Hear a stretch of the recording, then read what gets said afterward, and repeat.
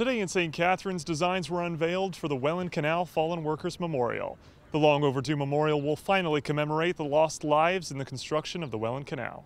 We feel this is something that people, so far, they've really gotten behind, and we have no doubt that this memorial 2 years from now will be standing here, it'll be erected. But we need everybody's support, and nowadays it just doesn't happen from one magic place that the dollars come. It takes a partnership, and that's what we're looking for this project. For 2 years we've been working on this, and there's a whole team of volunteers, dozens and dozens, to places as far away as England that are working on this project. It would be in the thousands of hours have gone into researching each of these individuals and checking the lists. One of our big concerns was that someone might be missed. And we started off with a list of 118, which 2 years ago we got up to 124, and now we're at 137. It's still just finalizing that. So, we just want to make sure that any worker that deserves to be honored isn't left off of there. A series of articles in the St. Catharines Standard highlighted the plight of the workers who perished during the various construction phases of the Welland Canal. The series not only generated great public interest, it also brought to light new names of fallen workers who will now be included in the memorial. And I wrote an initial story that really was just about the overall history of it. And then some of the stories that we knew at the time of the people who had died.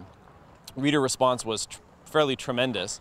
And so the Standard, under Wendy Medcalf, who's now at the Toronto Star, decided to put an online petition to try to urge all levels of government to fulfill this 80-plus year promise that had gone fallow. And it was through that online petition, and if you haven't talked to Arden yet, you should, because we actually were able to find family members of people that we had died on the canal that there were no record of at that point.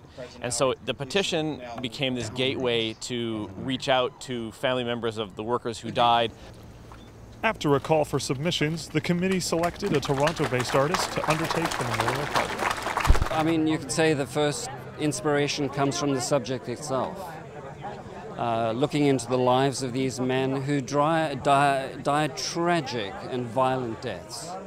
There's also the most powerful natural force in the area, which is the Niagara Falls. And the Niagara Falls was a great inspiration, because without the Niagara Falls we would not have the canals. And so that is where the inspiration led, from the Niagara Falls to the memorial itself, which is effectively a reference to a canal that's been cut into the ground with a great blade of the falls that cuts across it. And then these two gates, the gates of remembrance, into which the names of the fallen are inscribed.